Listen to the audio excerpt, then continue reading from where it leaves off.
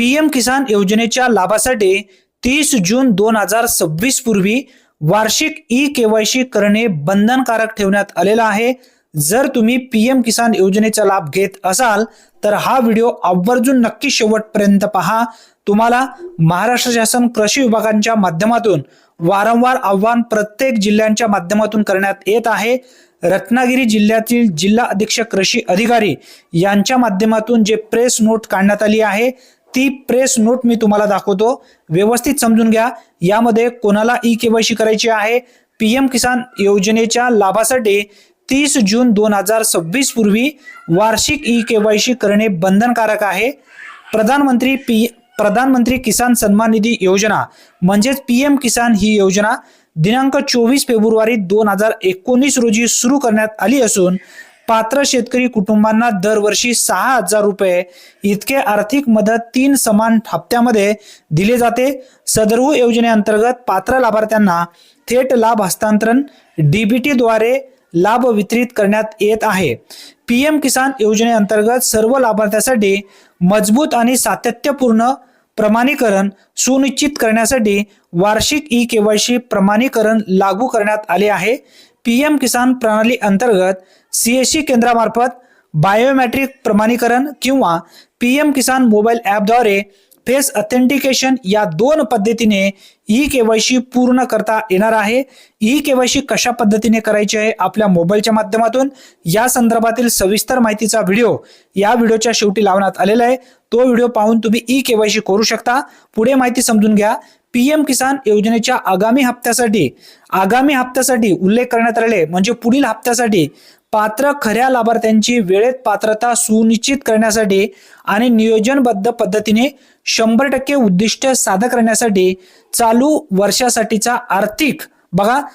वर्षासाठीची वार्षिक ई-केवायसी दिनांक 30 जून 2026 पूर्वी पूर्ण करण्याबाबत राज्य शासनाने निर्देश दिले आहे।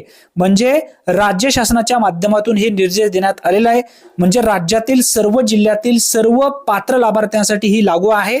पुढे सांगण्यात आलेला आहे केंद्र शासनाच्या निर्देशानुसार पीएम किसान योजनेचा लाभ केवळ खऱ्या जिवंत लाभार्थ्यापर्यंतच पोहोचण्याकरिता केंद्र शासनाने सर्व पीएम किसान लाभार्थ्यांसाठी वार्षिक ई-केवायसी प्रमाणीकरण पूर्ण करणे बंधनकारक केलेले आहे।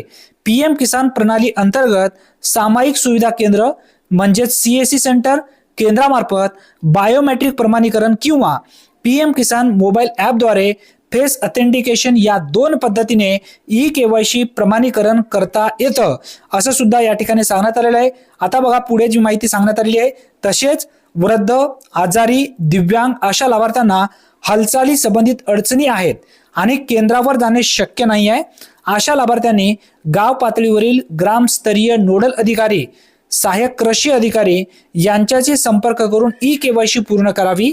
तरी सर्व पीएम किसान योजनेअंतर्गत लाभ घेणाऱ्या लाभार्थ्यांनी 30 जून 2026 पूर्वी सीएससी केंद्रामार्फत बायोमेट्रिक प्रमाणीकरण किंवा पीएम किसान मोबाईल ॲपद्वारे फेस ऑथेंटिकेशन या दोन पद्धतीने ई-केवायसी पूर्ण करण्याचे आव्हान या ठिकाणी शिवकुमार सदापुले, जिल्हा कृषी अधीक्षक रत्नागिरी यांच्या माध्यमातून हा जो पत्र आहे, ही जो प्रेस नोट आहे ती काढण्यात आलेली आहे।